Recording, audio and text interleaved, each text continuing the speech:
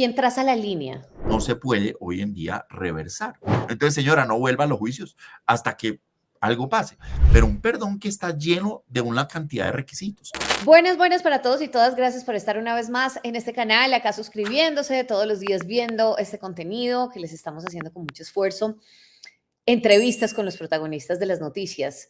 Imagínense que vamos a hablar de una noticia bien importante en nuestro país. Ustedes saben que en este canal justamente hemos tratado el tema del feminicidio y hemos tratado los casos que han ocurrido precisamente de este delito en nuestro país. A lo largo de este año se han reportado 345 muertes relacionadas con este delito.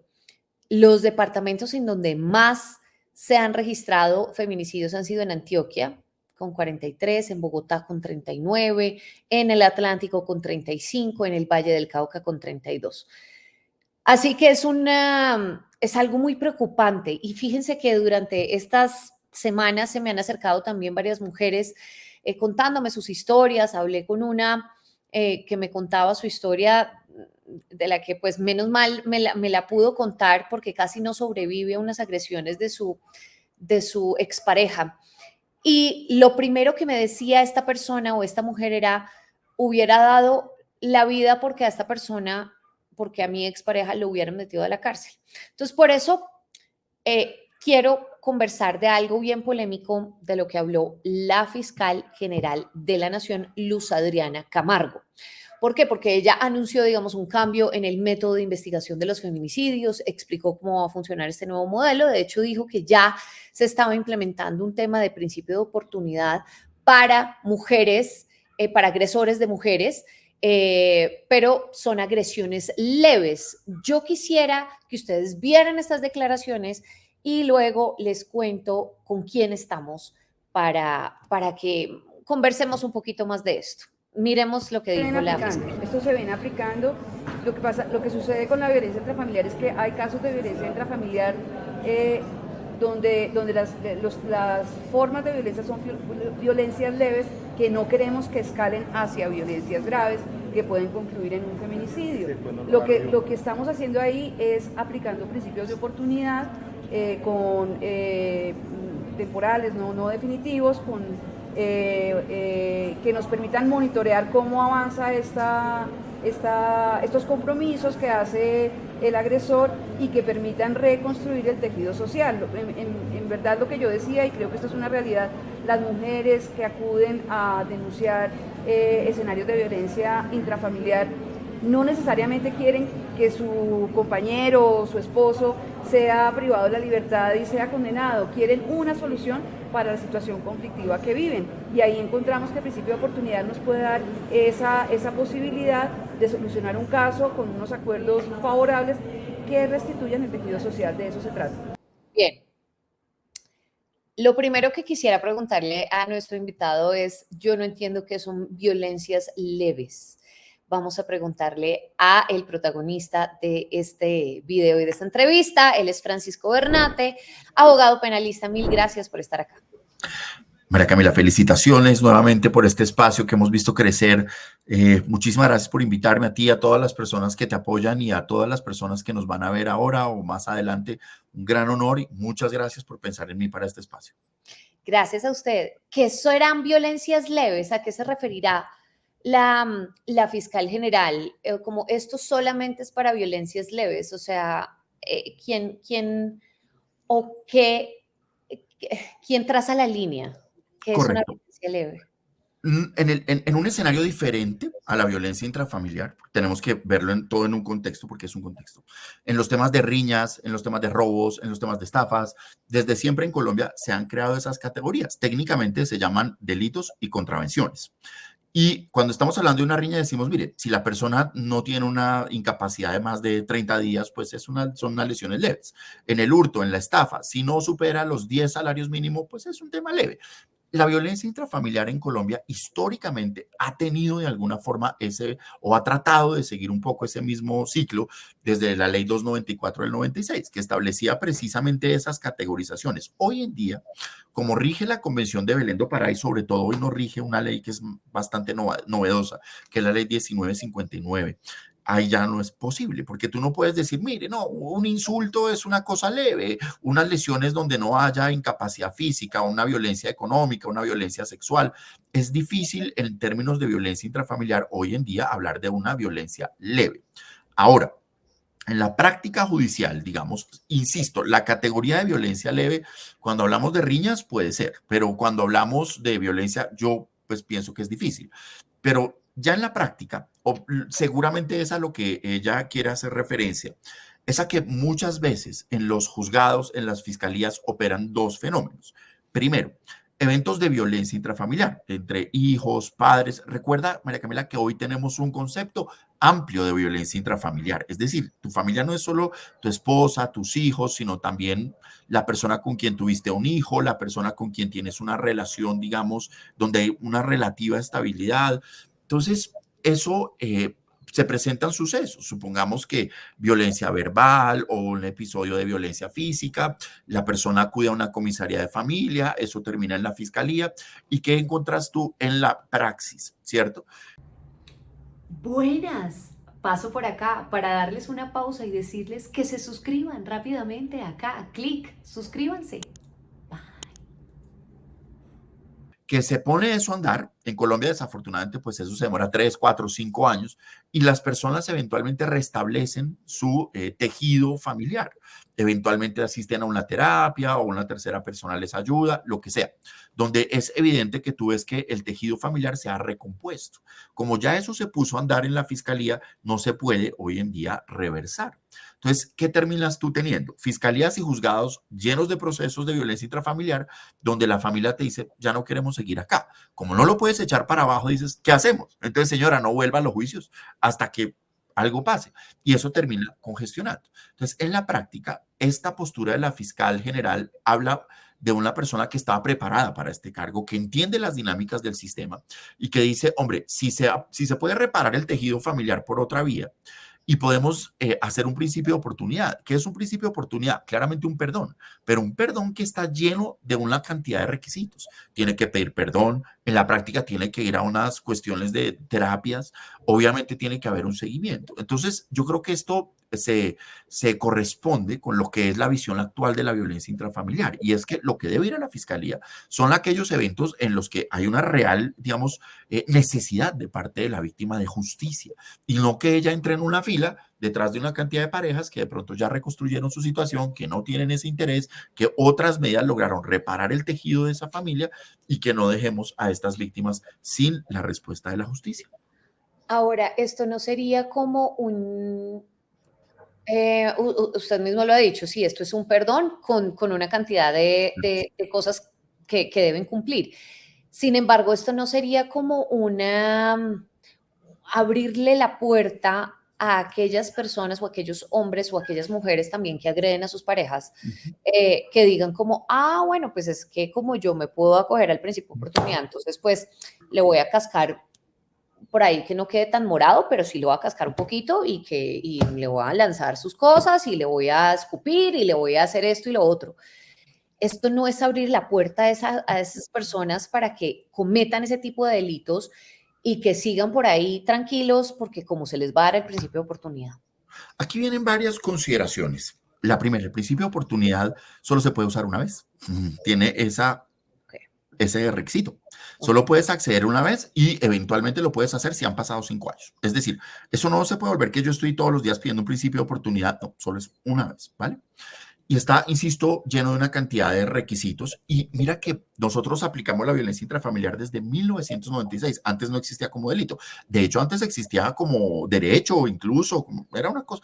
Nosotros tenemos fiscales, jueces muy bien formados y formadas en esto, porque ahí tienes que tener en cuenta otro elemento, que la pareja pueda acudir a la violencia intrafamiliar, no porque se reconstruyó el tejido familiar, sino porque hay una presión. ¿Ves? Que eso también pasa, que ella está diciendo, no, yo no quiero seguir con esto porque pues depende económicamente de él o lo que sea, entonces, pero eso hoy en día, digamos, tiene muchos controles, tiene muchas verificaciones y yo he visto muchos casos en la práctica donde dicen, ustedes pueden decirme lo que quieran, yo aquí no estoy viendo un tejido reconstruido.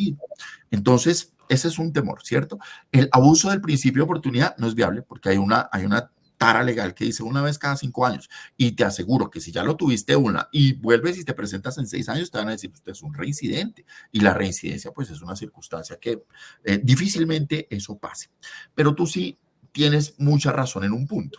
La violencia intrafamiliar como delito tiene una tipología especial que se llama el espiral. A diferencia de lo que puede suceder en el consumo de drogas, donde no hay una verificación empírica de que el que inicia con marihuana termina chupando boxer, no. La violencia intrafamiliar sí, ahí sí se habla del espiral. Lo que puede empezar con un grito puede terminar en un feminicidio. Ahí es donde puede estar el punto, donde puede estar la preocupación. Es decir, mira, hasta qué punto este mensaje de esto se puede echar para atrás, pues nos puede llevar a desentendernos de aquellas personas que están en un peligro de un espiral de violencia. Y ahí mira que el problema no pasa por la forma en que hoy lo manejamos. Mandar a la persona a la cárcel 5, 6, 10 años y no. El problema pasa y es donde yo creo que tenemos que poner la mira es, oye, es increíble que en una ciudad como Bogotá, con más de 9 millones de habitantes, no haya una comisaría de familia, sino una o dos por una localidad como Usaquén. Entonces, tienes que tener una presencia mucho más activa de la comisaría de familia, con todo lo que ellas han construido a través de la Secretaría de Integración de Bogotá, que es un ejemplo, para poder decir, bueno, se le dio el principio de oportunidad, pero estemos pendientes de ella. O sea, llamemos, vamos, miremos, apoyémosla, acompañémosla para prevenir esa espiral de violencia. Porque hay que tener en cuenta una cosa, nosotros los penalistas, la fiscalía, el juez, llega cuando el hecho ya ocurrió. Entonces lo que tenemos es más bien que buscar las formas de prevenir, que no de sancionar, porque lo que tenemos hoy en día es una situación extremadamente severa de prisiones que van de entre los 8 y los 16 años, no escarcelables, no reversibles, pero en la práctica, pues tenemos ese problema. La señora o el señor dice, mire, yo ya no quiero seguir con esto, ya nos arreglamos y al contrario, ustedes se van a llevar presa a esta persona. Pero ¿de dónde saca también la fiscal eso? O sea, cuando ya dice la mayoría de personas que van a las comisarías de familia o que denuncian este tipo de casos, pues no quieren que su agresor esté en la cárcel, porque yo, digamos, no, pues evidentemente yo tampoco puedo hablar de los casos evidentes que conozco, pero sí conozco muchos en los que la persona definitivamente quiere a la otra persona en un lugar en donde esté preso, porque es un peligro para la sociedad, porque la acosa, porque hay una cantidad de cosas alrededor de esto, pero ¿de dónde se saca esa cifra? O sea, ¿esto pasa? Primero es una opinión, eso es importante, es una percepción, no es un hecho, porque no existe como tal un estudio objetivo que te permita a ti decir de 144,000 mujeres que acudieron al sistema de justicia por violencia intrafamiliar, 120,000 o 20,000 o 12,000 querían o no querían, porque ese estudio no se hace. Cuando a ti te hacen esa primera entrevista y te toman el relato, no te dicen, bueno, ¿y usted qué quiere? ¿Que se vaya preso o no? Eso no se puede hacer. Es una forma institucional de violencia de género. Luego es una opinión que no está respaldada en cifras. Puede ser una percepción, como lo estás diciendo tú. Yo tengo un amigo, tengo una amiga, tengo un conocido, pero en la que habría que escudriñar muchísimo más, porque eventualmente, te insisto, esa percepción pueden haber casos que la confirmen, no tengo duda, pero ¿en cuántos de esos casos eso se debe, por ejemplo, a que esa persona es el sostén económico de la familia y la persona dice, lo mando preso y de qué vamos a comer? O porque, te insisto, el tejido se recuperó. Entonces, esa al igual que muchos problemas que tenemos en Colombia, pasa por opiniones carentes de un sustento científico. Si nosotros tuviéramos una política criminal seria, vuelvo y te repito, diríamos de 138,523 mujeres, el tal porcentaje dijo esto, y sobre eso tú tomas decisiones. Lo que nosotros hacemos es tomar decisiones político-criminales sobre nuestra impresión, sobre lo que yo siento, no, un amigo me contó, una amiga me contó, el caso de la vecina. Entonces, creo que ahí ese no es, digamos, la situación. Que quiera o no quiera verlo preso, ok, pues, digamos, habría que hacer un estudio científico. La realidad más bien es, tal vez tenemos esto muy congestionado de familias que han reconstruido el tejido social, que hay sanciones alternativas, porque existen también, y donde pues la justicia penal ya claramente no tiene nada que hacer. Entonces retírese y abra el paso para que otras familias que sí lo necesitan puedan tener justicia. Yo creo que ese es el camino, es más de efectividad y de practicidad que realmente de que hayan estudios sobre qué quieren o no las víctimas. Y sin necesidad de aumentar las penas, que esa es otra cosa que pues muchas personas probablemente cuando dicen este tipo se merece lo peor o se merece cadena perpetua, ¿cierto? que en nuestro país pues no existe la cadena perpetua como tal, pero sí se le da un máximo de años en la cárcel, pero sin necesidad de aumentar penas. Entonces la fiscalía ahora busca esa implementación para que este delito baje. ¿Usted cree que, por ejemplo, si en un año volvemos a hablar, puede llegar a bajar los casos de feminicidio con esto que está implementando la fiscalía? No, no van a bajar. Nosotros criticamos la expedición de la ley del feminicidio y los sucesivos aumentos de penas, no porque esté mal, sino porque eso no iba a poner a las mujeres en un lugar más seguro. Y efectivamente tú miras que correlativamente mientras van subiendo las penas, van subiendo los casos. Algo no funciona. ¿Por qué pasa eso? Eso pasa porque la solución no está en meter a un señor 40, 60. O sea, hoy en día las penas están tan mal elaboradas que muchas veces tú le dices, mire, ya el feminicidio ni le quita ni le pone a lo alto que es la sanción de la violencia intrafamiliar. Necesitamos más comisarías de familia, más presencia de la comisaría de familia al interior del hogar, medidas pedagógicas, o sea, tú qué sacas, María Camila, hoy yendo a una comisaría de familia a denunciar a un agresor, te dicen, gracias, María Camila, toma, te damos una medida de protección que básicamente es, pues, si llama, traten de llegar temprano, lleguen antes de que pase algo. Entonces, ese es realmente el problema, pero eso cuesta plata. Subir una ley no cuesta plata. Entonces, si queremos prevenir realmente los feminicidios, tenemos que arropar a las mujeres y a los hombres, porque también los hay, víctimas de violencia intrafamiliar con comisarías, con un sistema eficiente, con sanciones alternativas, a los niños, niñas y adolescentes también. Eso es lo que funciona, porque nosotros desde 1996 pues no sabemos qué hacer. Hoy ponemos una ley que sube penas, mañana las baja, hoy decimos que se puede retractar, mañana no, y lo que realmente necesitan las personas que están en peligro o que están siendo agredidas es esto. Yo te digo, dentro de mi práctica privada, tramito asuntos pro bono de violencia intrafamiliar. Y no es solamente que sancionen o no, es cómo es el proceso. Entonces ahí tenemos que capacitar a nuestros jueces y juezas en lo que es la violencia institucional de género.